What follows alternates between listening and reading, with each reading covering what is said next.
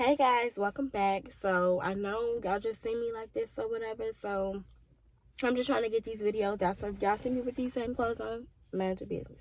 Anyway, y'all, I decided to go ahead and put my credit cards in the sock drawer. As y'all know, I am in the process of gathering my life financially as a young adult. Anyway, so I have 3 credit cards. Self credit card. I wish I never got it, y'all. If you are watching this video and you have a self account, keep the self account. It's very good for you. Do not get their credit card. For one, the fucking interest rate is too high.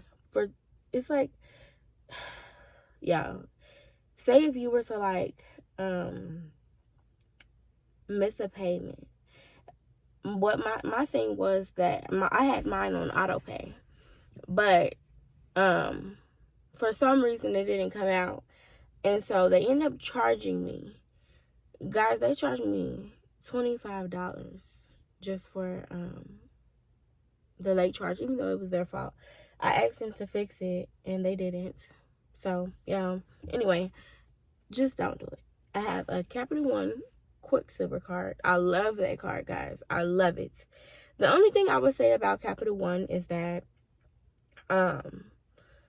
they're very stingy with their credit lines. Like, they will give you, I've heard that they've given people like a $500 limit, and they've had that same limit for like 14 years.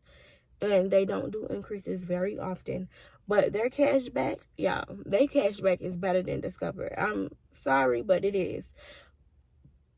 I have a Discover security card. It's not secured anymore, but I had a Discover security card, and I get cash back on that, and I also get cash back on my debit card. But y'all, I am putting up the credit cards. Listen, putting up the credit cards, putting up the debit cards. I do like cash back and all that. But the thing about it is, I have to be very disciplined. Sorry, I'm talking with my hands. I have to be very, very disciplined. So I didn't put all of my credit cards away in a bag. And once I pay everything off, I will allow myself to buy a trade line so that I can have a higher score and more history so that I can go ahead and apply for the Navy Federal. Guys, I don't plan on using them unless I can pay for them. Financial, I should be in a new financial position very soon. And so I'll be able to utilize those more to the best of their ability once I hit that mark. But as of right now, they're going in the sock drawer, so I pay everything off. And yeah, a lot of people don't really like credit cards because they don't have the discipline for them. But if you're very disciplined and you can utilize them to your advantage, they can really build your score. Adding more credit cards is really good because it boosts your utilization. So say if you have like $50,000 in utilization, well, you can get up to $50,000 out of all your cards. They have 5 cards with $10,000 limit. Let's say, you have $1,000 that you didn't pay, so your score might go down 1 or 2 points. But if you only have like $500 that you can spend on one credit card, you spend like, let's say $50 on that, your score would drop lower than it would if you had the $50,000. I don't know if y'all can understand that. But anyway, yeah, my goal is to eventually get more credit cards and just utilize them how I plan to utilize them in the beginning and just spend a little bit.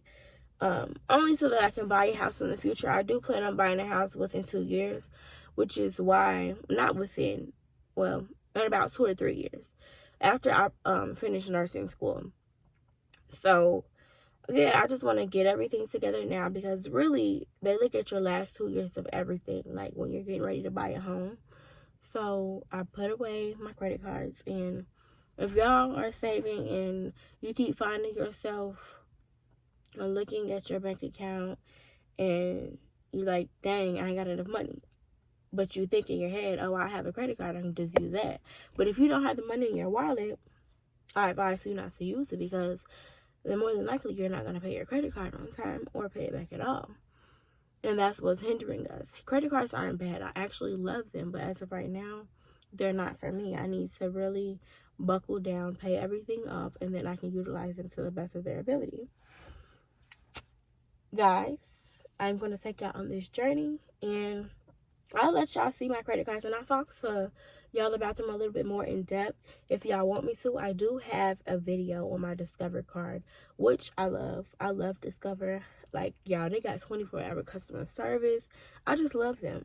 And then Capital One, they're not as bad about answering the phone. They do answer. But the only thing about them is, y'all, let me tell you this. I have been trying to pay my Capital One card ever since I got the card. And it's so hard to pay it because they don't have, like, you can't just put a debit card on there and pay it. You have to have a routing number and all that. And, y'all, sometimes people ain't got all that.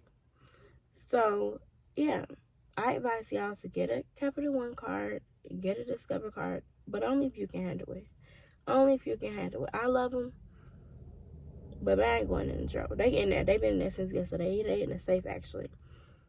I'm going to let y'all know how that goes, and I'm going to just on it doing this little cash envelope stuffing that will be up in like a couple of days. By Friday, I'm going to give y'all a little bit more in depth and how much I owe on those cards and what the limits are. And we're just going to track my credit score as I pay this stuff off. I'm super duper excited. I'm going to stop talking because I'm rambling, and I know y'all tired of hearing me talk. So I'll see y'all in the next video. Goodbye, guys.